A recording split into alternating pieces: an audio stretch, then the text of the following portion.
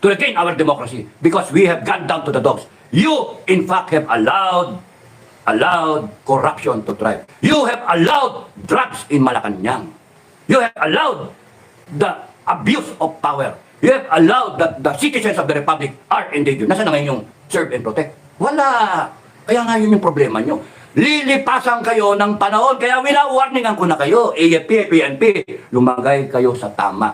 In the right side of history. Lumagay kayo sa tama. Sa tingin nyo, tama kayo ngayon? Siding with President Bongbong? Go ahead. Bye-bye, bye-bye, bye-bye. Kasi hindi natatakot ang publiko. Tatayo ang publiko. Tatayo kami. Matapang kami. Patayin nyo ako, may papalit.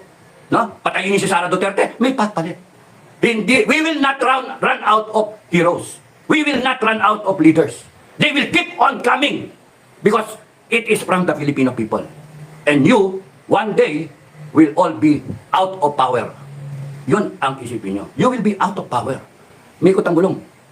Ay, nako. Sorry, bakit ako ba nagpapaalala sa inyo? Ang aking, wag sana tayo umabot sa French type na revolution o cultural type na revolution ng China because wala ang atrasan yun. Sinong gumawa? Babanatan nyo, destabilizer pa yung taong bayan, destabilizer kami. Hindi kami destabilizer, mga ina nyo, putang ina nyo talaga. Mga bopol kayo, nagpapagamit kayo eh. Destabilizer, paano naging destabilizer? Yung fire na protektahan mo yung bansa sa maling gawa. Eh kayo, ano bang ginagawa ninyo? Are you trying to become heroes for the country? Or are you being an instrument ng mga katiwalian nitong mga walang yan na to na nasa poder? Don't you see na ginagamit kayo para to maintain themselves in power, para ipagtakpan yung kasakiman nila? Tanungin nyo sa kanila, mga opisyal, general down the line, tanungin nyo, sir, ano ginawa nyo doon sa ginto? Yung beta, nagbeta kayo ng ginto eh. Magkano? 29 billion? Sir, pwede ba malaman? Sir, bibriefing kayo, sige, briefing kayo hanggang gusto nyo. Pag-usapan ninyo kung paano nyo titirahin yung EDSA, kung paano nyo i-disperse yung taong bayan. Matapos lahat ng plano, question sir, paano, magkano ba, ano nangyari doon sa ginto? Nagbenta ba totoo na yung ginto? Hindi, gusto ko talang tanungin. Kasi ako, papatayin ko lahat yung sa EDSA, papatayin ko lahat yan. Uupakan ko lahat yung nasa EDSA na yan. Gagawin ko, I will follow you, sir, I will follow you, I will follow you. Hanggang sa kamatayan ko, I will follow you, I will protect you. Pero, question sir, pwede ba malaman, anong ginawa dyan sa ginto na yan? Bakit nagbenta siya ng ginto? Kinakailangan ba magbenta ng ginto? Bakit? Di ba may pera naman? Nasaan yung pera? Di ba may budget? Ba't kailangan magbenta ng ginto?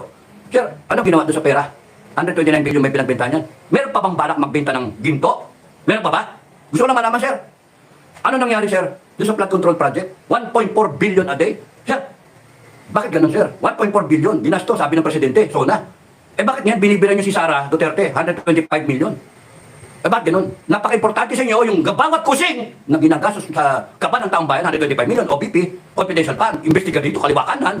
Paano kayo contempt. Pati yung nananahimik na tao, love you, Sai, love you, Miss Laika, love you. Huwag kang iiyak. Huwag kang magpa-stress. Kakampi mo kami. Kakampi mo ka. Kakampi mo ang taong bayan, kakampi mo ang FGF. Kasi kumakampi kami sa API, ang FGF, na Filipino Guerrilla Forces, sa API kami, kakampi, sa taong bayan kami kakampi. Oh, ano yung ginagawa ninyo? Imbitahin nyo siya, pero inimbestigahan nyo si Inday, pero yung lahat ng confidential fund, hindi nyo inimbestigahan. Presidential, confidential fund, Office of the President, Congress, yung confidential fund, AFP. Ba't yun inimbestigahan mga yan? Ba't si Sara lang? Kaya kitang-kita it's a political exercise. Tinatanggal nyo Tinatanggal ninyo yung pwede ninyong maging kalaban at yung pwedeng tumayo para gibain yung pagnanakaw nyo.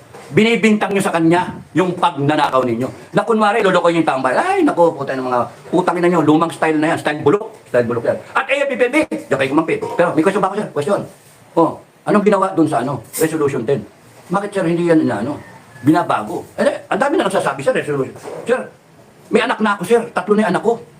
2011 pa yun, 2012 pa yung Resolution 10. Malalaki na yung anak ko. Matatapos na sa elementary. Bakit? Nung pa yung Resolution 10, bakit hindi yan inaayos ng Kongreso at Senado? Kung totoo yan, sir, na ninanakawan tayo, kasi certification, dividation by certification ng mga congressman at senator. Honorable ang tawag. Bakit, sir? Walang resibo. Putya kami, sir. May mga kasama kami, mga kabatchmate kami, natanggal. Sa servisyo. 1,000 lang hindi maklear. At sinabi, magnanakaw. Bakit, sir, itong Congress at Senado? Buwan-buwan, walang resibo. Kiniklear. Di ba, sir, magnanakaw yan? Plunderer. Ay, meron pa ako sa tanong, sir. Oh, sa tanong. Ano ginawa dun sa PhilHealth Fund? At kailangan, sir, maglipat ng 89 billion. Para sa inyo, sir. Eh, di ba may pera nga, sir? May budget.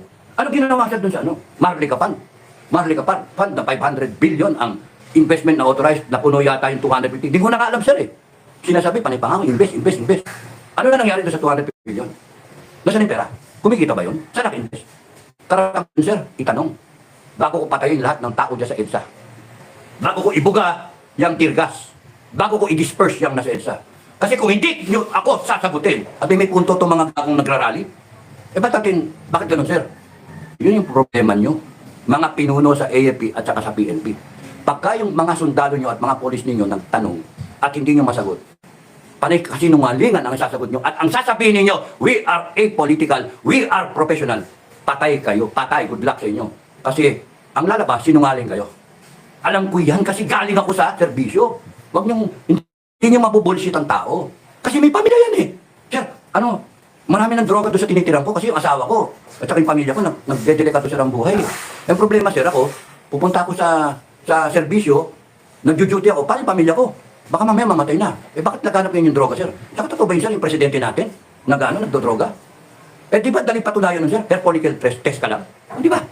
Eh pagka you are going to defend the president because it is your mandate to defend the president and this government, baka banat pa nila eh, the duly elected government. O sige, pag-usapan natin yan. The duly elected president officials of government. Teka muna, di ba duly elected din itong vice president? 32 million, pinakamaraming boto nga eh.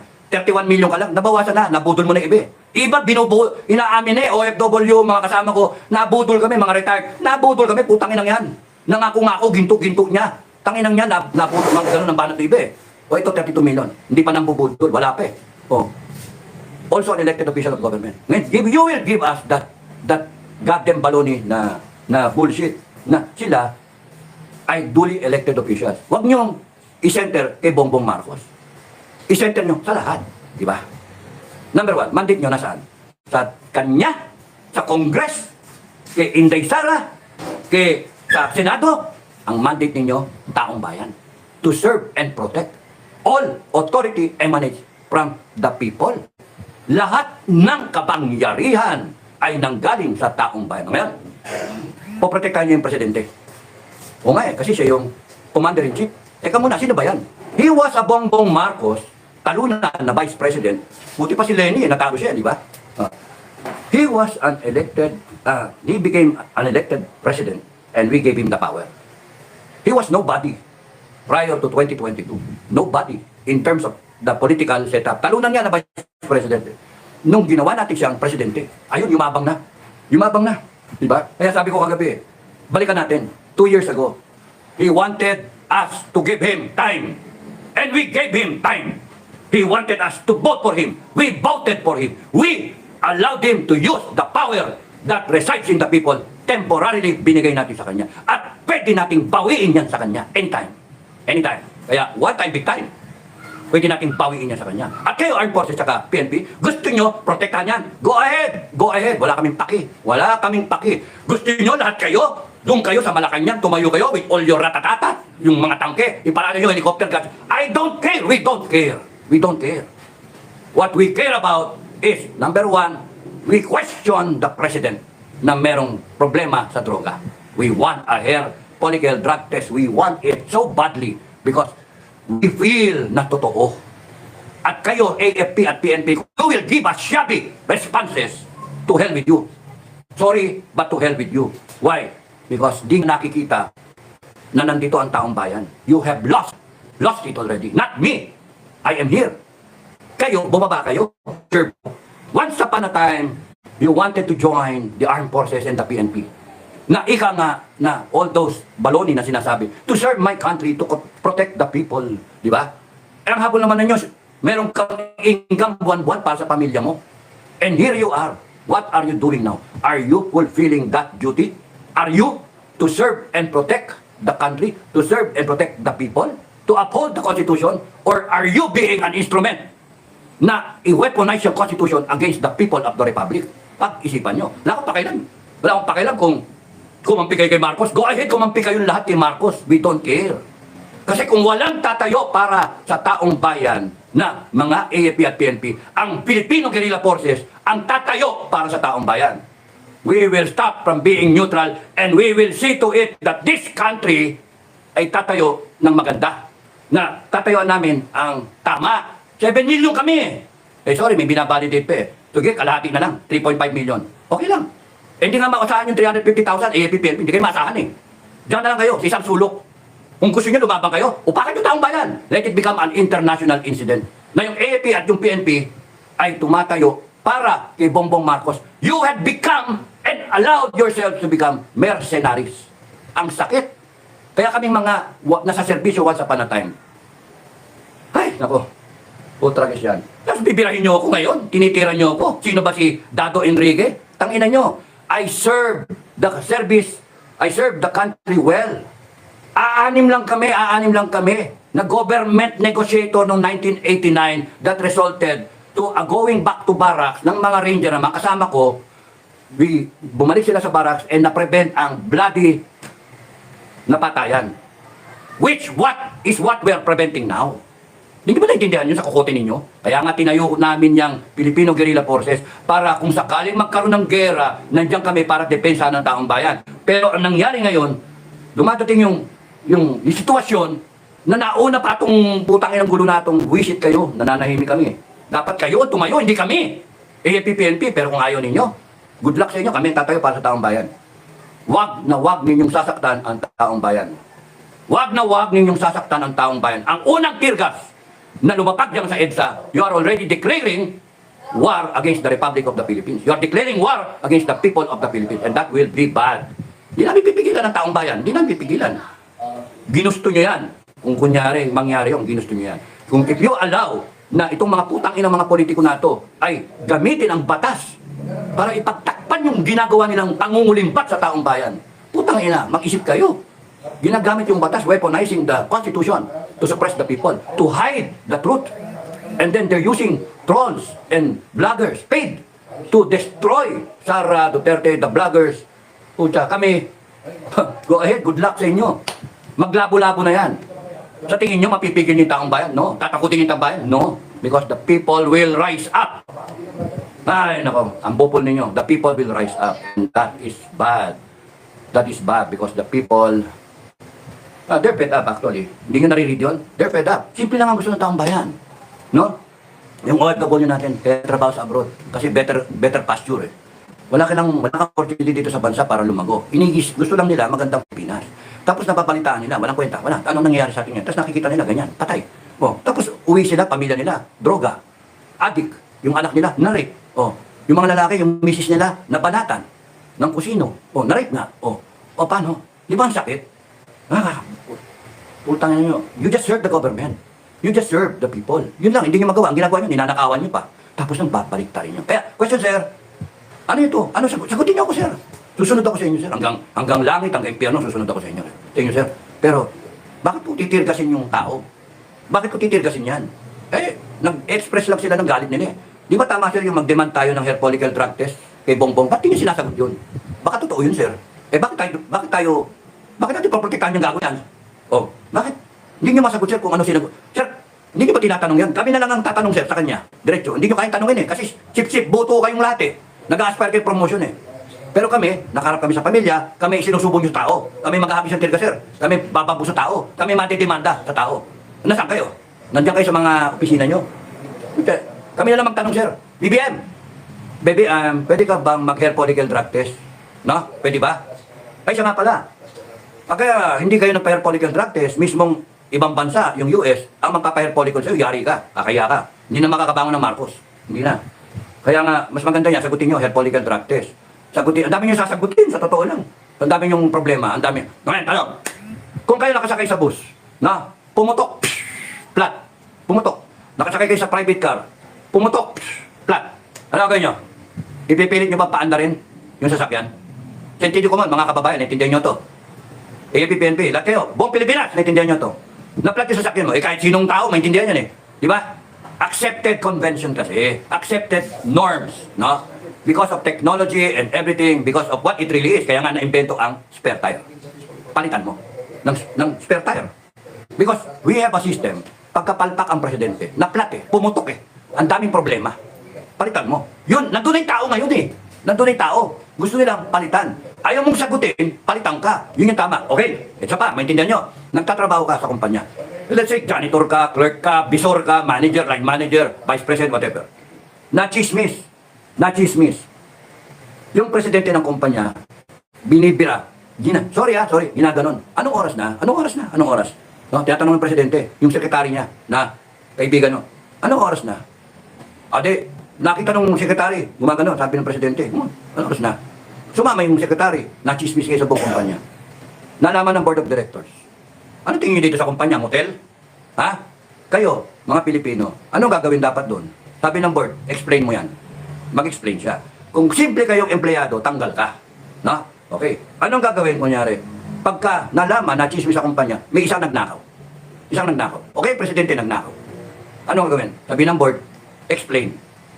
Kasi pagka di mo ma-explain at dapat tunay nagnakaw ka, tanggal ka, palitan ka. Anong gagawin? Pagka yung presidente sinabi, sumisinghot ng droga, tanggal. Alam natin yun Ano nga itong ginagawa ng mga putang inon to? Anong ginagawa? And yung AFP at PNP ginagamit para isurprise ang taong bayan. Wow, ang galing naman. Ang galing. Sino nagsuswerte sa PNP? Wow, taong bayan. O bakit yung gagamitin yung AFP at PNP? Para pukpukin kami? Para pukulin? Para arestuhin? Utangin nyo. Ang taong bayan ang nandito. Kaya hindi kami natatakot sa inyo. Hindi. Saktan nyo kami. Lalo kaming tatapang. Bonifacio Day bukas. Bonifacio Day. Ano? Gusto nyo maglabasan kami ng itak? Gusto nyo? Puta na. Wala magdadala ng gamit. Wala magdadala. We want to resolve this peacefully. But if the armed forces and the PNP will allow themselves to be used against us, then we will rise up fully armed. Yon ang problema nyo. Hindi lang. Ha? Hindi lang. Yung, alam nyo ba, kami sa FGF, pinipigil namin yung mga tao namin. Kasi ang problema namin, ang daming factions. No? We have so many people armed. Ilan ba registered firearms sa Pilipinas? PNP, aber, 4 million. Ilan yung those firearms? Mga 500 to 1 million taong. 500,000 to 1 million o 5 million. Kaya pwede ba na yung 2 million hawak namin ng Filipino Guerrilla Forces, lahat ng members and affiliated groups sa Filipino Guerrilla Forces na nagsasabi, sir, yung mga tao galit na sir, gusto na ng revolusyon. Putang na, ano ba revolusyon? Teka muna, ano revolusyon pinagsasabi nyo? Why? Because we believe in the Constitution. We believe in our laws. We believe in peaceful transition. Palitan lang ng spare tire ang usapan dito. Anong revolusyon? Pero sinusupress namin. Kasi ang Mindanao, kakalas na sa bansa natin. AFP, alam niyo yun? PNP, alam niyo yun? Ha? Kakalas na gusto nila. Kung ayaw niyang putang inang Luzon na yan, kami na lang. Puta ragis, delikado to Delikado to. Bakit tayo mabot sa ganyan? Kasi nga, sobrang abuso. Ayaw pumayag ng Mindanao na ubusin yung kaban ng bayan. Ganun kasimple. At kayo, nagpapagamit kasi kayo. Ginagamit yung konstitusyon against the people. And then it becomes rebellion, inciting sedition. Pati nga si Duterte, babanatan yung inciting to sedition. Utang ina nyo lahat. Gusto nyo makakita talaga ng inciting to sedition? Gusto nyo talaga makakita ng inciting to ng rebellion? Gusto nyo talaga makakita? Go ahead, magpagamit pa kayo. Gamitin nyo pa yung batas. Gamitin nyo. Because the people of the Republic will rise up. And you will be surprised. And you will be overtaken by circumstances. And it will be written in this history that it will be the darkest part of our history and the redeeming part of our history. That the people got fed up and rose up against a tyrant. Putang ina nyo. Yun nga pinipigil namin. Ang daming retired na galit. Hindi nyo ba naintindihan? Hindi nyo naintindihan. Pinipigil namin. Pero pagka dumating doon sa parang Fernando po, kapag napuno na ang kaban, puta na, kakalusin kayo. Wala na. Hindi namin mapipigil yan. At saka di namin trabaho kasi yan. Pigilan yan. Kung ang gagawin nyo, PNP at AFP, pagpupupukpukin nyo yung taong bayan at raratratin nyo, makakaharap nyo yung 7 milyon namin. May baril o walang baril. Kasi yung iba dyan, kahit itak, lalaban. Bonifacio Day bukas. No? You better make a choice. Diyan kayo? Sige, diyan kayo. Diyan kayo, bahala kayo sa buhay nyo. Because you will face that day of obsolescence. Wow, ano yun? Mga kababayan, ang problema kasi nitong mga organizations na to, wag niyong sisiraan, no? Wag niyong mumurahin. Nahirapan sila mag-intindi. Parang mga bata, kami mga senior na galing sa serbisyo. nakita namin kasi, itong mga nagsasalita para sa organisasyon, nakala mo mga bida, hindi naman. Ang bida dito, hindi kayo, mga AFP-PNP, hindi kayo bida dito. Never kayo naging bida. Never. Kasi bumaba kayo dito eh, oh. People of the Philippines, nandito kayo, once upon a time. Ito yung constitution natin. Bumaba kayo to serve the public, to serve the Filipino people. Naging sundalo kayo, naging pulis kayo. Umayag kayo, umalis dyan sa pedestal ng in-enjoy ng taong bayan. The highest in the land. Bumaba kayo dito. Ito yung presidente. No, yung presidente, mga judge, saka mga legislator, congress senator. Ito lang kayo, ito kayo. Pinutusan kayo nito para sumunod kayo at tinatakot kayo, mawala kayo sa trabaho. Ma-retire kayo, malipat kayo, ma-floating kayo. Yan, kita yung power nito. And dahil sa takot ninyo at masyado kayong personalistic na, sabi nyo, political, sabi nyo, professional. Pero hindi ganyan nakikita ng taong bayan eh, yun yung problema nyo. Nakikita ng taong bayan, nandito nanonood yung taong bayan, nakikita na nagiging mercenaryo kayo. At the expense of the people. Sila nagsusweldo sa inyo, ginagamit kayo mga putang inang to sa nasigtas nyo para supilin itong taong bayan. And you are trampling the Constitution. Destroying the ideals in the Constitution. That we are hoping na magkaroon ng isang magandang Pilipinas, kaya binuo yung Constitution. Kaya binigyan ng buhay. Yan yung guide natin. At pag nakikita na, nagigising na taong bayan eh, nakikita na ng taong bayan, anong ginawa niyo sa konstitusyon? Bakit niyo binaboy? Ba't nagkaroon tayo ng presidente na nagdodroga? Bakit nagkaroon tayo ng isang first lady na hindi naman natin hinaran na nagpapatakbo ng bansa? Bakit nagkaroon tayo ng isang speaker at mga congressmen, yung speaker muna, na nagpapatakbo ng congress at ang laki ng impluensya, kung kaliwa ka na nagpapamigay ng kung ano-ano, kanyang pera ba yun? Na may mukha pa niyang putang inang yan, may mukha pa niya, tang inang yan, pero ng taong bayan. Na ang boto niya, 200-300,000 lang, na ang pinipiga nila ay yung isang tao na ang tawag, Sara Duterte, na Vice President, 32 million ang boto. Putang inang yan. Anak na to, ba't nagkaganito? Binaboy niyo. At bakit tayo may mga congressmen, may convicted pa? Nakaupo ba? Nagsasalita pa? Putang yabang pa? At itong mga sangkap ng congressmen, kala mo magagaling, panay bopol. Wala namang alam. Ano, ang yayabang, pero mga 200,000 lang ang boto, 300,000 ang boto. Paano nangyari yun na itong mga putang inang to, tinatakot ang taong bayan? Kasi watak-watak kayo. Kasi hindi nyo alam yung inyong kapangyarihan. Apat lang. Isa, walang pakialam. Isa, hindi alam. No? Yung isa, takot. At dito tayo, makabayan. O, hinakailangan, ito, ang kalaban nito natin lahat ay isa lang. Alam, pero walang pakialam. Alam niya na mali. Alam nila, binabayad yung konstitusyon. Alam nila na nagnanakaw sila. Pero nakikinabang kaya wala silang pakialam. Hindi pwede yun. So what are the ideals na gusto natin? Gusto natin itigil to. Gusto natin, presidente ka, hindi ka pwede talaga na nagdodroga. Simple lang. Patunayan mo na hindi ka nagdodroga. Once upon a time, wala ka kapangyarihan, binigyan ka namin kapangyarihan, tapos ngayon, putang ina ka, isnapin mo kami, tangina mo. Hiningi mo yung atensyon namin eh. Tapos ngayon, bigay mo yung atensyon sa amin. Tapos i-disperse nyo yung tao, tanginan nyo. Ang unang-unang itiras ninyo dyan. Sinasabi ko sa inyo, you will have a revolution in your hands. And you cannot stop the people. Pinipigil namin, hindi namin kaya.